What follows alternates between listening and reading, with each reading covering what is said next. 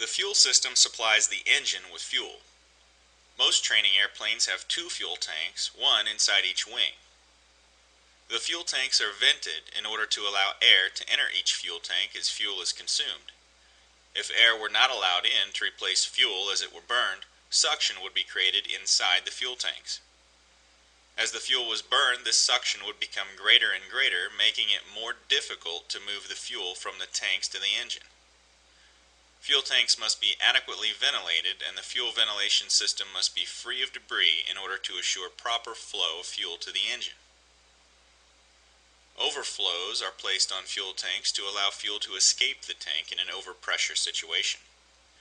For example, since fuel expands when heated, it is common for some fuel to drip from the overflow drain when the airplane is fueled completely full, as the fuel often warms inside the airplane's fuel tanks. The overflow drain allows the fuel to expand and drip overboard rather than damaging the fuel tank. From the tanks, fuel moves to a fuel selector valve in the cockpit, which allows the pilot to select from which tank the fuel is drawn.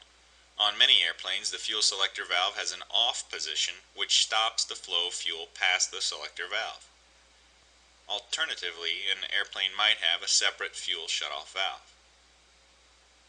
Fuel sumps are placed strategically at low points in the fuel system.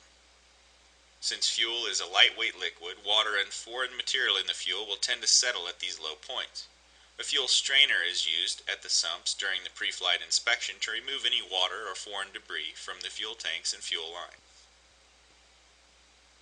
To assure fuel flow is clear of any contaminants, one or more fuel filters are used. Typically, the fuel is filtered just before entering the engine. A bypass on the filter allows fuel to be routed around the filter should it become clogged or restrict the flow of fuel into the engine. A fuel primer is used to inject fuel from the fuel tanks directly into the engine. This is commonly used to aid engine starting, particularly in cold weather. Fuel gauges allow the pilot to verify the fuel on board.